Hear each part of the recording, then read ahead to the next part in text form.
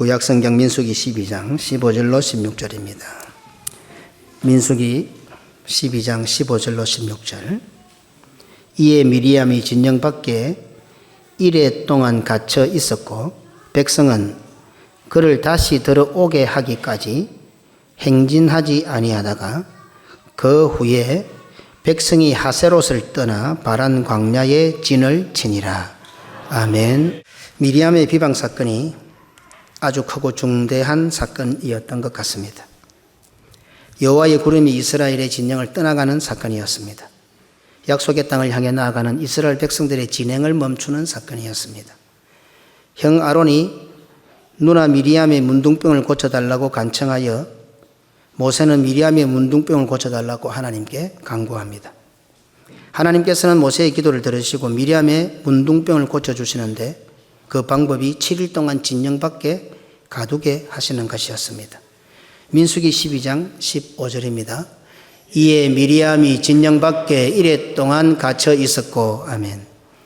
오늘 설교에서 중점적으로 살펴보려고 하는 것은 민수기 12장 본문 전체에서 미리암의 문둥병이 나았다고 하는 기록이 없다는 부분입니다. 문둥병에 걸렸다는 기록은 있는데 문둥병에 나았다고 기록하지를 않습니다.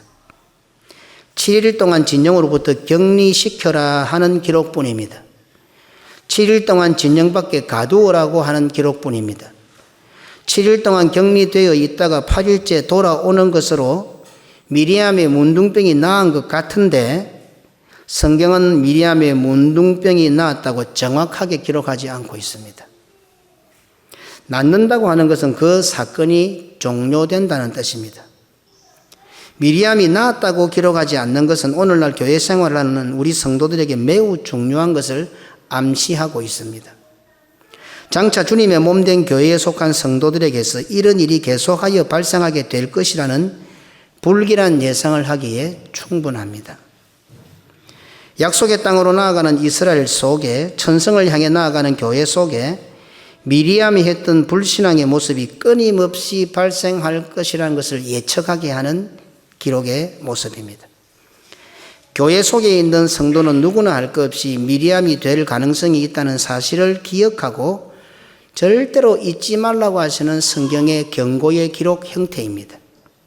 신명기 24장 9절입니다.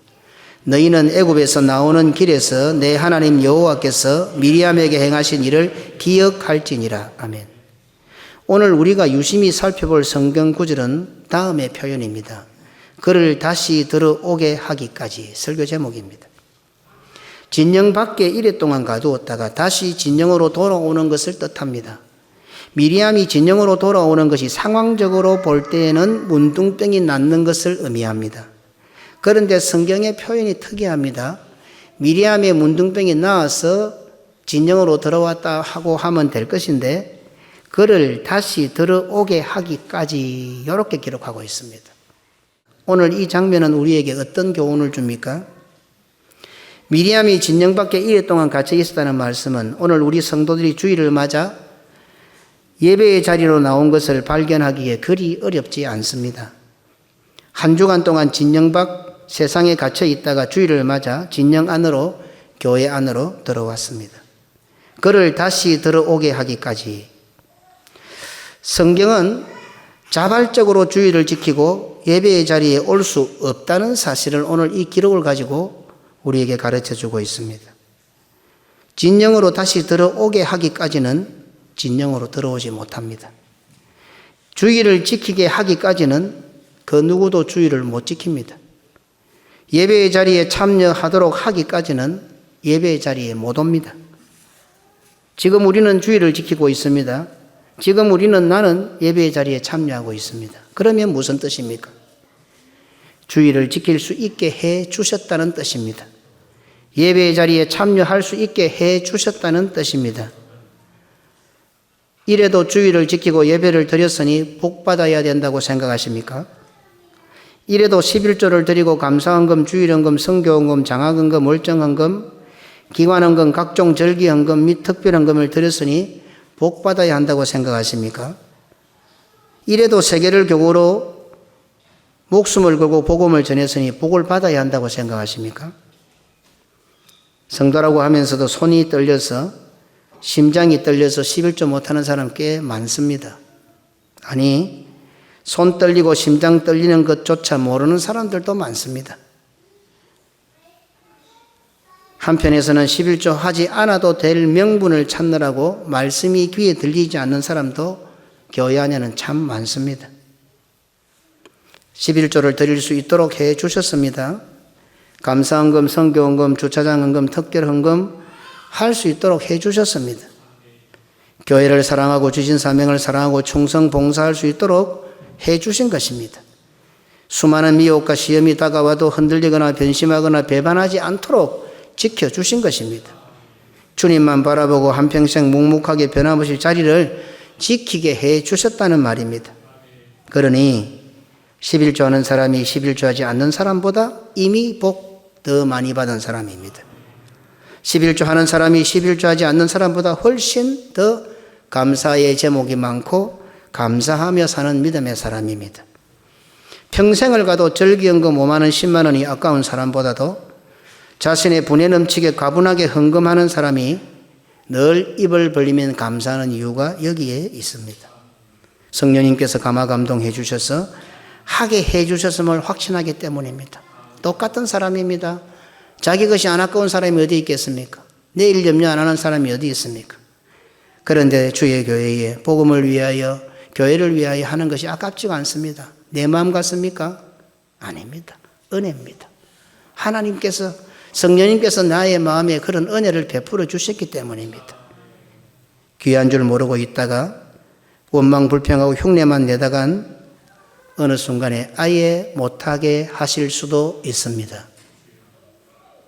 주의를 아예 지키지 못하게 하실 수도 있습니다. 주의를 지키고 싶은데도 주의를 못 지키는 사람 많습니다. 아예 예배의 자리에 참여하지 못하게 하실 수도 있습니다. 하나님을 향하여 감사한 마음이 없고 자원한 마음이 없는 그 상태가 바로 하나님을 마음에 두기 싫어하는 자를 하나님께서 내버려 두신 심판의 상태입니다. 로마서 1장 28절입니다. 또한 그들이 마음에 하나님 두기를 싫어하며 하나님께서 그들을 그 성실한 마음대로 내버려 두사 합당하지 못한 일을 하게 하셨으니 하나님께서 내버려 두신 거예요. 예, 내버려 두신 거예요. 그러니까 합당하지 못한 말들을 하고 합당하지 못한 일들을 하는 거예요. 착각하지 마십시오. 자신이 11조 헌금 안 하는 줄로 착각하지 마십시오. 하나님께 동냥하듯이 헌금하시는 분 계시지요? 하나님께서 못하게 하시는 겁니다. 하나님께서 그런 헌금, 그런 마음 참 싫어하십니다. 헌금 개수돼서 올라올 때의 기록을 보면 목사도 상당히 불쾌할 때가 있습니다. 헌금은 하나님께 했는데 그 헌금의 액수를 딱 들여다보면서 목사가 불쾌해요. 하나님을 무시하지 마세요. 하나님 싫어하십니다.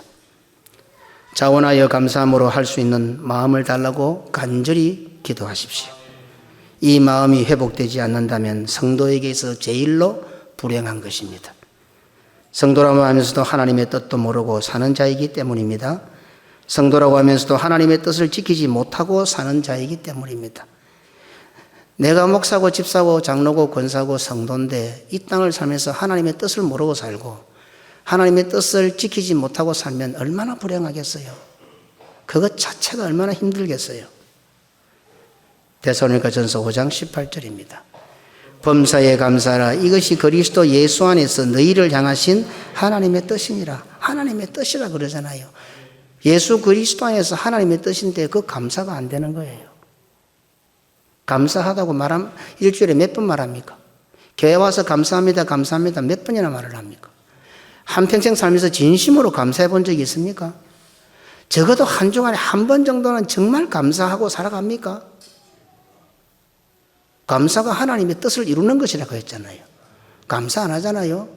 원망하잖아요. 불평하잖아요. 이유 찾잖아요. 하나님 뜻을 모르는 거지. 오늘 이 설교가 우리들에게는 하나님의 마지막 긍휼이 될 수도 있다는 것을 잊어서는 안 됩니다. 주일을 지켜 교회로 나오고 예배의 자리에 참여할 수 있다는 것은 하나님의 긍휼과 하나님께서 기다려 주심이 나에게 여전히 유효하고 유지되고 있다는 증거입니다. 성경은 미리암을 이래 후에 다시 진영으로 돌아오게 했다고 기록할 뿐 미리암의 문둥병이 나았다고 기록하지 않습니다. 우리는 교회로 와서 예배에 참여했다고 해서 우리 스스로가 문둥병이 나은 것으로 생각합니다. 하지만 성경은 우리를 보고 아무개 너희의 불신의 병, 반역의 병, 원망의 병, 비방의 병, 문둥병이 나았다라고 기록하기를 주저합니다. 우리도 다 이런 병이 있어요. 김 목사야, 네 속에는 이런 병들이 있는데 네 그 병 다 나았다라고 성경이 기록을 잘 못하는 거예요. 그냥 다시 진영으로 들어오게 했다라고만 기록하는 겁니다. 방금 문둥병이 걸린 것이 겁이 나서 입 다물고 있을 뿐이지 다시는 그렇게 하지 않겠노라고 하며 참된 회개를 하지 않습니다. 회개하기는 합니다. 공적 회개를 하는데 전부 회개 시간을 갖습니다. 입만 달싹거립니다. 그 회개를 다음 줄 또 합니다. 하나님 앞에 회개해놓고 그 다음 줄 또 합니다. 참된 회개를 안 하는 거죠. 사람도 그 정도 되면 어땠으면 다시 안 그럴게 또 합니다. 아 정말 미안하다 다시 안 그럴게 또 합니다. 세 번째 또 합니다. 아이고 미안하다 다시 안 그럴게 또 합니다. 그러면 거짓말이 믿습니까? 나를 무시하는 것이 믿습니까? 우리는 하나님 앞에 똑같은 회개를 3번만 했습니까? 3,000번도 넘게 했을 겁니다. 3만 번도 넘게 했을 겁니다. 얼마나 하나님 무시하는 짓입니까? 그래도 하나님 다 들어주십니다. 사랑하는 아들이 아버지 말을 3번만 안 들어도 이놈의 새끼 네가 아빠를 무시하나? 대부분에 나오죠. 우리는 하나님 앞에 3,000번 3만 번 죽을 때까지 똑같은 회개를 합니다. 하나님은 한 번도 우리 보고 니네 무시하나 하지 않습니다.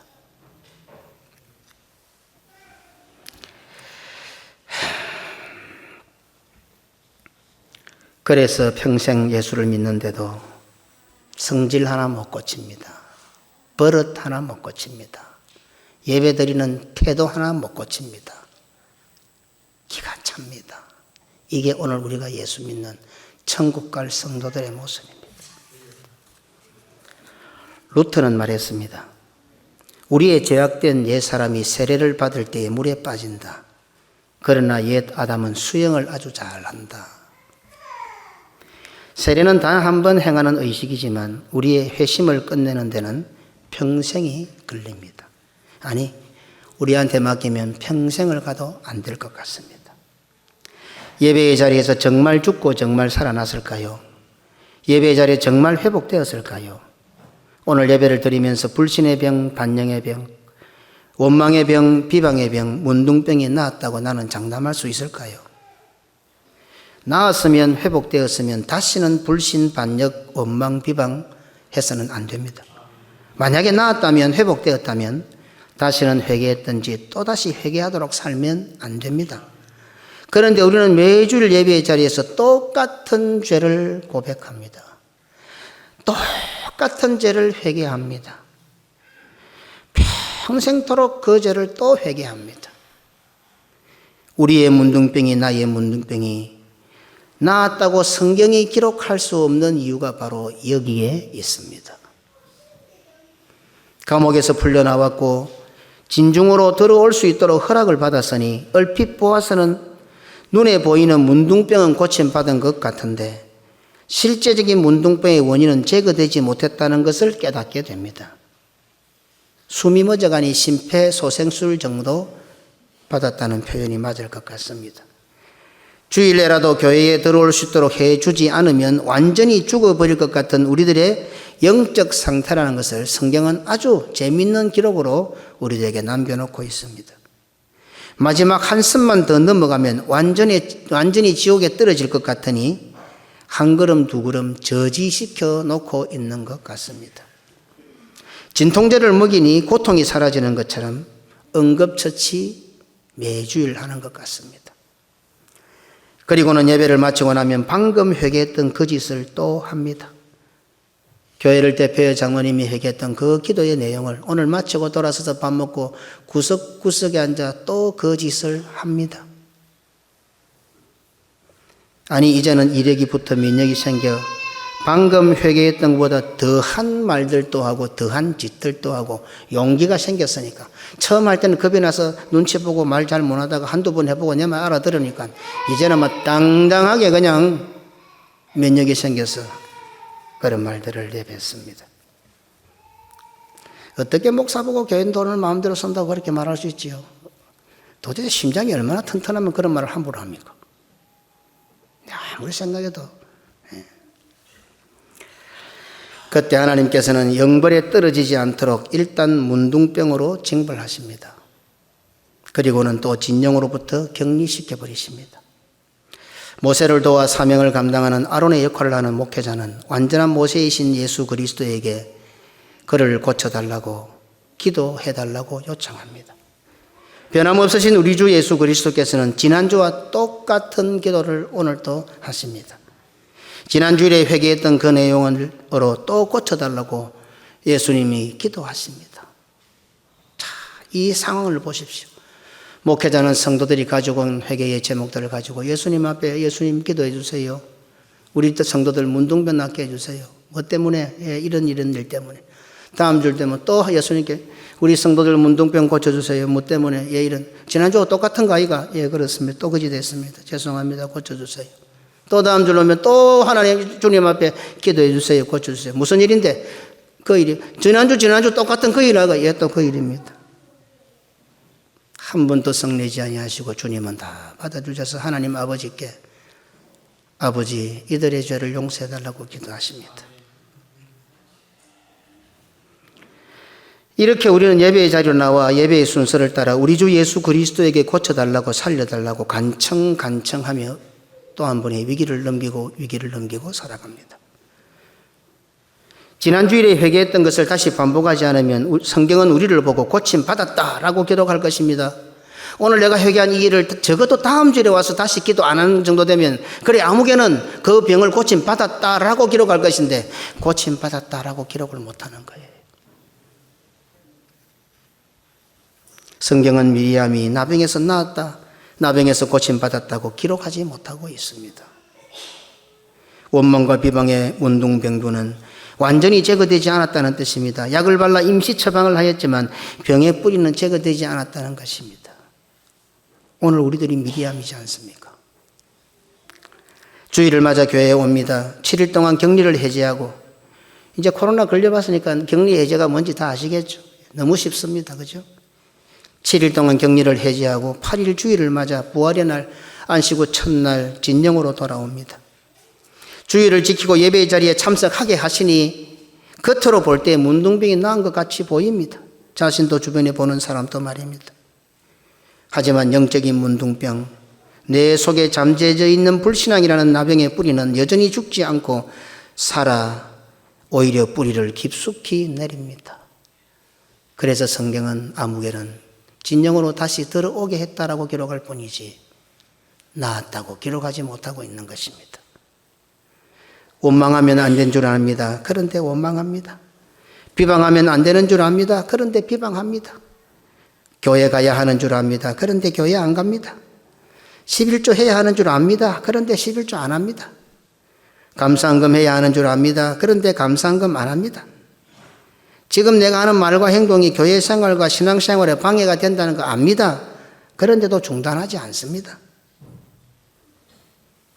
그리고는 예배의 자리에서 예배의 시간이 순서를 따라 목회자가 되신 우리 주 예수님께 고쳐달라고 간청합니다. 공예배 시에 우리 장로님들이 공적으로 성도들의 병을 제발 고쳐달라고 하나님을 향해서 간청에 또 간청을 합니다. 주일마다 이 기도는 끊임없이 똑같은 회개의 요소가 반복을 계속합니다.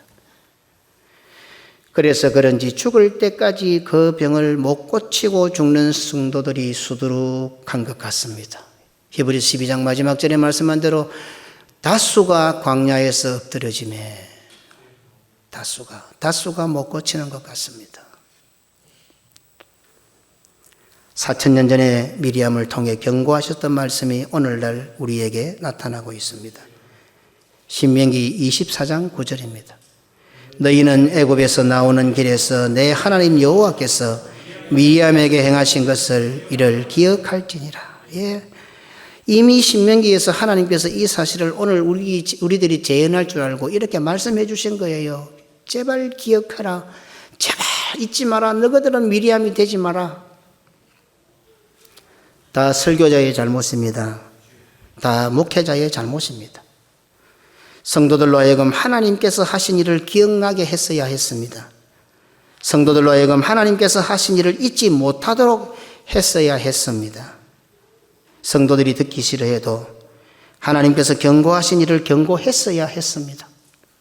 누가 잔소리를 해도 목사의 멱살을 쥐고 흔든다 해도 듣기 싫어해도 하나님께서 경고하신 그 말씀을 경고했어야 합니다. 설교자에게 있어서 유일한 영적 권위는 말씀을 전하는 데 있습니다. 설교자가 말씀 아래에 서야 하는데 언젠가부터 설교자가 청중 앞에 서게 되었고 청중 아래에 서게 되었습니다. 그러다 보니 설교의 권위는 사람들에 의하여 길들여지고 약해지고 사라지게 되었습니다. 설교가 아무리 성공적으로 보이고 많은 사람에게 인기를 끈다 하더라도 복음 아닌 다른 것을 제시하면 실패입니다. 오늘 아침에 예배드리러 내려오기 전에 우리 목사님들이 모여있는 방에 제가 그런 멘트를 잠깐 단 적이 있습니다. 그런 점에서 공예배 시간에 전도 설교하는 것은 매우 조심해야 될 것이다. 제가 그렇게 멘트를 단 적이 있습니다. 예, 교회가 전도해야 됩니다. 그렇지만 공예배 시간에는 하나님 아버지께서 자기 자녀들에게 말씀하시는 시간이에요. 초신자에게 말씀하시는 시간이 아니고요. 예수님을 모르는 사람들에게 말씀하시는 시간이 아니고요. 하나님의 아들, 딸들에게 말씀하시는 시간이에요. 옆집 아이들 훈계하듯이 훈계하는 시간이 아니에요. 교회 구경하러 온 사람들에게 설명하는 시간이 아니에요. 내 새끼들한테 니놈아 이러면 안 된다. 이렇게 해야 된다. 그래서 공예배 시간에 전도 설교 매우 위험하다. 목사님들이 아무 말도 안 하시는 거예요. 때를 따라 전도하고 전도 설교도 해야 되겠죠. 그러나 공예배 시간은 아니다. 내가 그렇게 얘기했죠. 왜요? 사람에 의해서 설교가 길들여질 수 있기 때문입니다. 설교를 하나님께 맞추지 않고 사람에게 맞추죠. 청중에게 맞출 수밖에 없는 상황이기 때문에 그렇습니다. 설교자가 자신이 선포한 것이 복음인지 아닌지, 성공인지 실패인지 청중이 평가하는 것 아닙니다. 자기 스스로 볼 때 잘했다 못했다 그것도 아닙니다. 쉽고 간단한 방법, 청중들이 이해하기 쉽고 받아들이기 쉬운 방법, 오래 하면 잘 못 알아듣고 잊어버리니까 짧게 하는 방법. 어쨌든 모든 설교의 패러다임이 듣는 사람들에게 맞춥니다. 이러한 교회를 위한 목회자의 진지한 시도가 복음을 왜곡시킬 위험성이 많습니다. 복음은 우리의 계획과 행위가 아니라 하나님의 계획하심과 행하심에 있기 때문입니다. 우리 입맛에 맞는 설교를 했습니다. 우리 입맛에 맞는 설교를 하려고 노력했습니다. 형편과 처지와 상황을 더 우선시했습니다. 말 한마디에도 달라지는 성도들의 얼굴빛과 감정, 기분을 살피느라 하나님께서 명하신 일에는, 하나님께서 경고하신 일에는, 하나님의 의중, 하나님의 기색에는 설교자들이 무관심했습니다. 음식만 맛있으면 어디든지 안 찾아가겠느냐고 하면서 식당을 찾는 사람들 입의 기호에 맞도록 음식을 준비하는 것처럼 오늘날 교회들마다 그런 설교를 준비하고 있습니다. 그러다 보니 설교자가 강단에서 자기 방식의 바벨탑을 쌓았습니다. 그런 설교를 듣는 성도들도 자기 보기에 좋은 바벨탑을 쌓았습니다. 그래서 평생 예수를 믿고 교회를 다니는데도 문둥병을 고치지 못했습니다. 성경은 우리들 보고 나았다고 기록하지 못하고 있는 겁니다. 성경은 미리암의 사건을 교훈 삼아 오늘 우리 성도들은 그렇게 되지 말라고 당부하고 있습니다. 민수기 12장 15절입니다. 이에 미리암이 진영 밖에 이레 동안 갇혀 있었고 백성은 그를 다시 들어오게 하기까지 쟁진하지 아니하다가. 이렇게 볼 때 하나님께서 우리를 다시 들어오게 하지 않으시면 우리에게는 눈꼽만큼도 가능성이 없습니다. 좀 사람들한테는 좀 거드름을 피우고 좀 그만해도 됩니다. 하나님 앞에 그러지 마세요. 하나님 앞에 그러면 안 됩니다. 끝도 없이 사랑하시는 하나님, 우리를 위해서 참아주신 하나님이시지만 그러다고 해서 함부로 하면 안 됩니다. 인간적으로도 부모에게 함부로 하지 마세요. 부모가 좀 못 배운 것 같습니까? 말귀를 좀 잘 못 알아듣는 것 같습니까? 당신이 그 배에서 나왔어요. 그 DNA를 타고났다고요. 절대 어른들 무시하지 마세요. 부모들이 하는 말 은퇴하고 별 힘도 없다고 자녀들을 불러놓고 이렇게 하라. 교회생활 신앙생활 그러면 안 된다. 귀 밖으로 듣지 마세요. 네.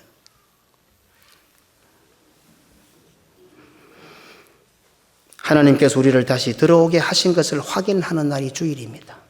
하나님께서 우리를 다시 들어오게 하신 것을 확정하는 시간이 바로 지금 예배의 시간입니다. 주일을 지키고 예배에 참여하고 있는 지금 우리도 이 모습만으로도 여전히 변함없이 사랑하시되 끝까지 사랑하시는 하나님의 사랑을 확인할 수가 있습니다.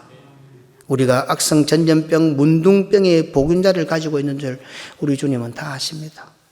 문둥병에 걸려 진물이 나고 피고름이 흐르고 있는 것을 우리 주님은 다 아십니다. 옷을 입어가지고 안 보이는 척해도 속에서 지금 진물고 터져서 막 고름이 나오는 것 하나님 다 아십니다.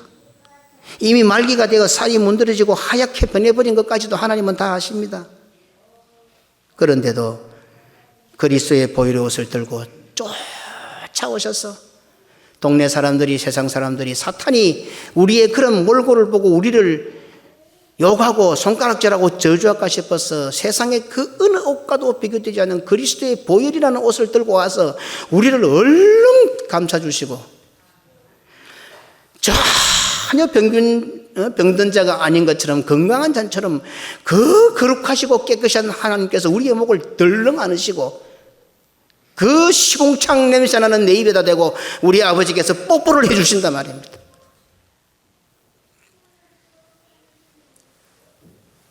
누가복음 15장 20절입니다. 이에 일어나서 아버지께로 돌아가니라. 아직도 거리가 먼데 아버지가 그를 보고 척연히 달려가 목을 안고 입을 맞춰. 돼지가 먹는 쥐염려를 먹고 돼지 우리에 살던 아들이 짐승이겠습니까? 사람이겠습니까? 모욕을 했겠습니까?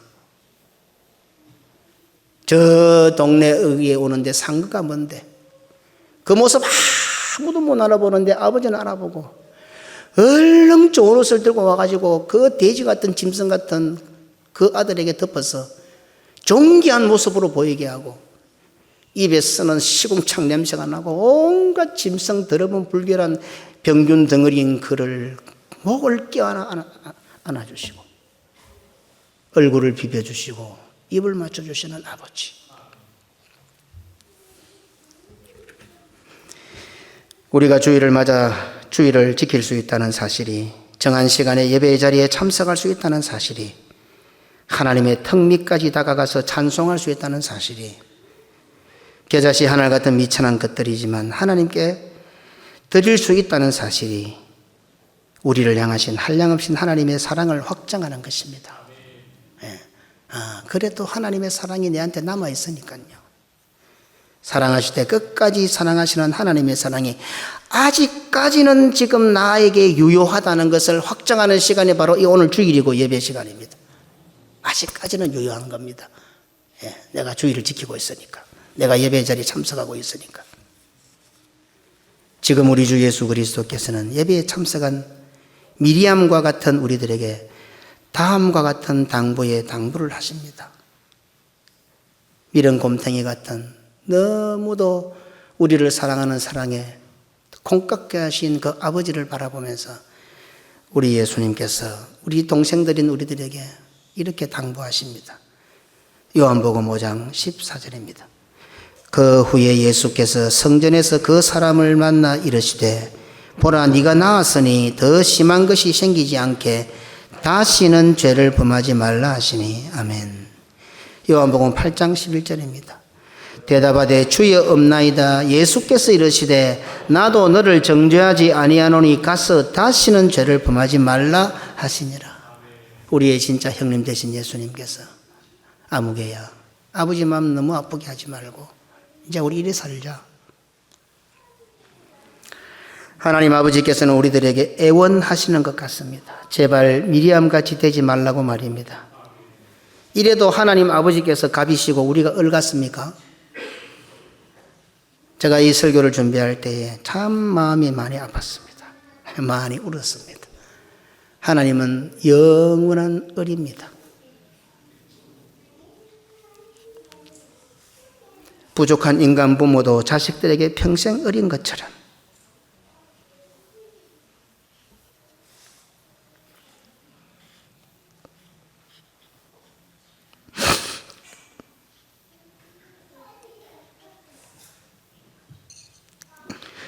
하나님 아버지가 나에게 영원한 을이시고 우리들에게 영원토록 완전한 을이신 것 같아서 너무 가슴이 아팠습니다.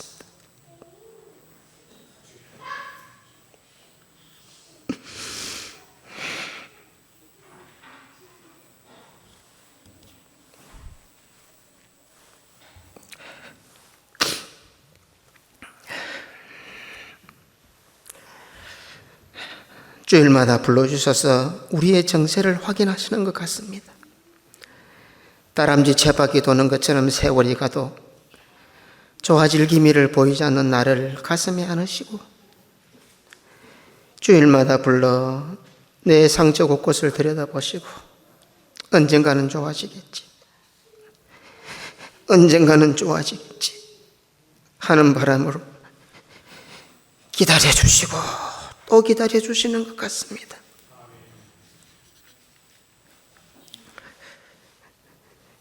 분명한 것은 이런 세월이 가다가 어느 날 문득 마지막으로 돌아오게 하시는 때를 만나게 될 것입니다.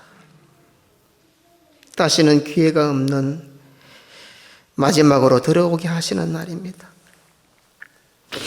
제가 고신교회 담임 목사라다 보니 너무 마음이 이 장면에서 아팠습니다.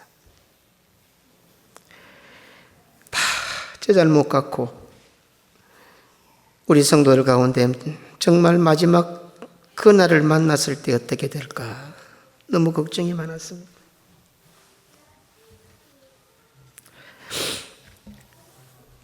그날이 예수님의 재림하는 날일 수도 있고 나의 인생이 끝나는 날일 수도 있습니다. 보장되지 않습니다. 예상되지 않습니다. 예견되지 않습니다. 그냥 미사일이 날아오면 순식간에 죽는 줄도 모르고 죽습니다.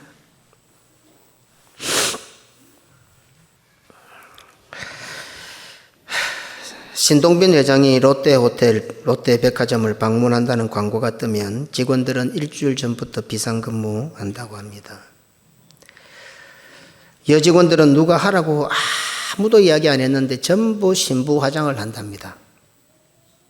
자기가 신동빈 회장의 눈에 띄일지도 모르는데 몇 사람이나 띄겠어요? 앞에 인사하는 사람이나 보겠지. 그런데 자꾸 저 구석에서 물건 파는 여직원조차도 전부 머리를 하고 옷을 좋은 것을 입고 유니폼을 다리고 신부 화장을 하고 그렇게 회장이 오는 날을 맞추어서 준비한다고 합니다. 우리 같아도 그래 할 것 같아요. 그죠? 예. 아마 회장을 맞이하는 기본적인 예의 아니겠습니까? 우리의 신랑 대신 예수님께서 오신다면 신부된 우리는 어떻게 하고 있어야 되겠습니까? 진짜 신부 화장하고 기다려야 될 거 안 같습니까? 오늘 만약에 예수님 오시면 이대로 맞으실랍니까? 그래서 주일날 아무리 따라오지 마세요. 오늘이 어쩌면 예수님 오시는 날일 수도 있잖아요. 그죠? 재림은 아닐지라도 주님 만나는 날인데 대충 해가 오지 마세요. 설리바지를 끌고 머리도 안 감고 그러지 마시고요. 친구 만나고 예식에 갈 때는 얼마나 우리가 준비 많이 합니까? 어찌 하나님 만나고 예수님 만난 날에는 그렇게 아무렇게 나가 오십니까? 입에 냄새 씻으려고 이빨도 안 닦고 오고 그래야 되겠습니까? 예수님 만나려고 이불로 좀 비싼 옷도 사세요. 남한테 보이려고 메이크업 사지 말고 하나님 아버지 앞에 예쁘게 보이고 내 남편 예수께 예쁘게 보이려고 좀 좋은 옷 한번 사보세요. 빛내가지고. 자기 하고 싶은 빚이 아니라 뭘 해도 다 하면서. 예?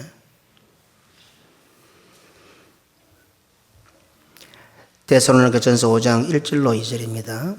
형제들아 때와 시기에 관하여는 너희에게 쓸 것이 없으면 주의 날이 밤에 도둑같이 이를 줄 너희 자신이 자세히 알기 때문이라.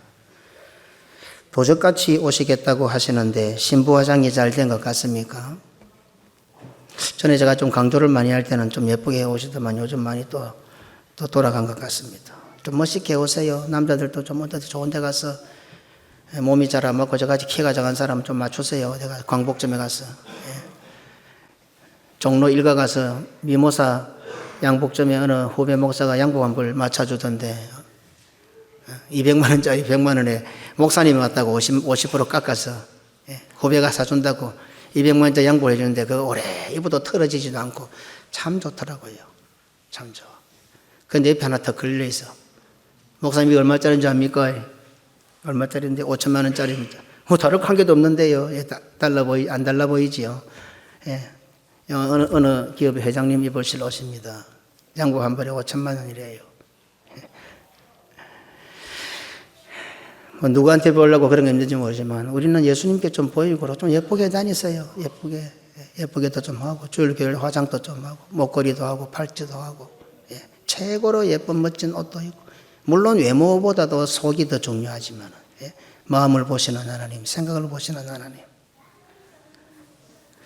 신동빈 회장은 가끔 평상복 차림으로 광고하지 않고 부산 롯데백화점 본점을 찾는답니다.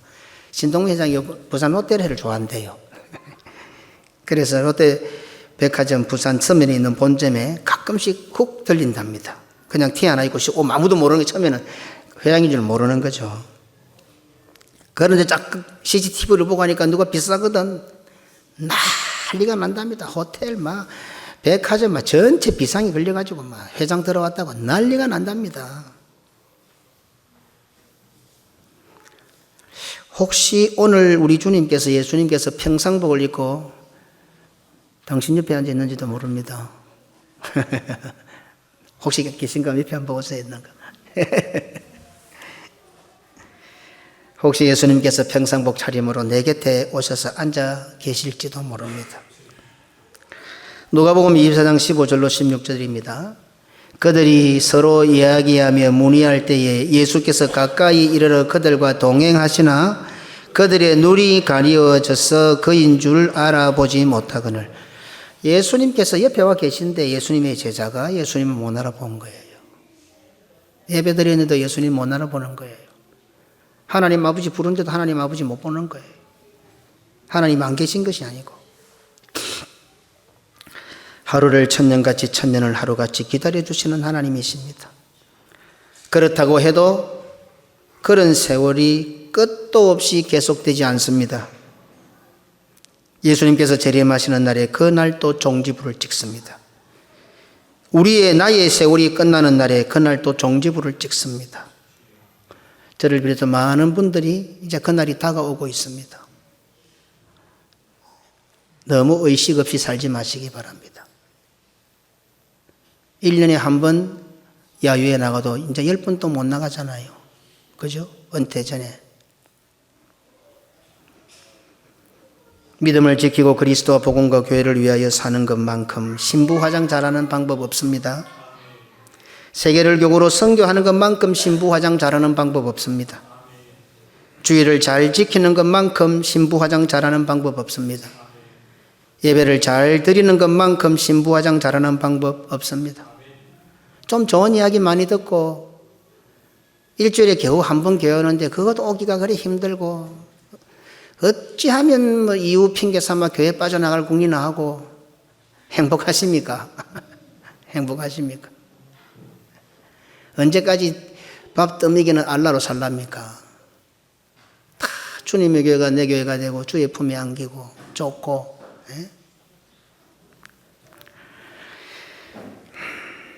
성도는 주일에 드려지는 예배에 참석할 때마다 신랑을 기다리는 신부라는 사실을 잊어서는 안 됩니다.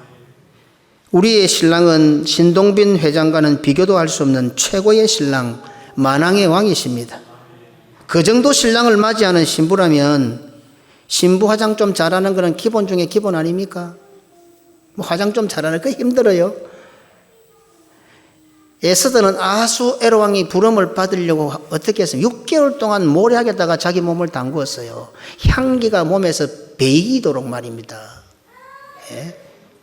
그런데 주일 아침 세수 한번 하고 예쁘게 좀 정성 마음을 가다듬고 생각 가다듬고 오늘도 하나님 앞에 가면 우리 아버지께서 나를 예쁘게 봐주시고 내 신랑 되신 예수께서 나를 사랑스럽게 봐주셔야 될 건데 그런 생각을 이때 못 하십니까? 그렇게 자기를 함부로 하고 그 자기를 무시하십니까? 자기 인생이 아무것도 아닙니까? 그래 가치가 없습니까?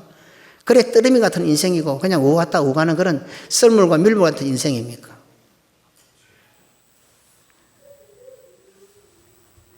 이전에는 에덴 동산에서 쫓겨났던 우리들이지만 마지막 날에는 완전한 혼인잔치가 있을 그 날에는 신랑이 예비한 그 집에 완전히 다시 들어오게 하시는 그날, 그날은 완전히 들어오는 거예요. 이제 다시 들어오는 이제 기회가 없는 거예요. 그죠? 내가 내 생명이 끝나는 그날은 이제 완전히 들어오게 하시는 날. 주님 재림하시는 그날은 이제 완전히 들어오시게 하시는 날. 그럼 주일마다 무슨 날이면 교회 올 때마다 그 날을 준비하고 예비하는 날인 거예요. 그래서 어느 날 갑자기 도둑처럼 우리 신랑이 와도 왜? 나는 늘 준비가 되어 있었으니까. 늘 신부 화장하고 있었으니까.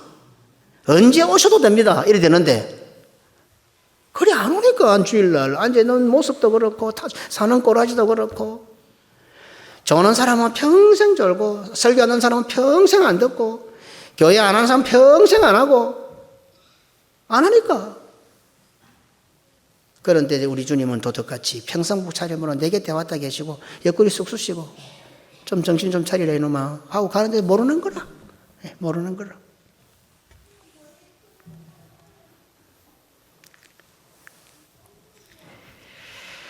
마지막 그날에 완전한 혼인잔치가 있을 그날에는 신랑이 예비한 그 집에 완전히 다시 들어오게 하시는 그날에는 최고의 신랑을 맞이하는 최고의 신부로서 신부 화장 잘했어. 믿음 준비죠. 신부 화장 잘했어. 단 한 사람도 그 부름에서 제외되는 성도가 없으시기를 주님의 이름으로 축원합니다. 아멘.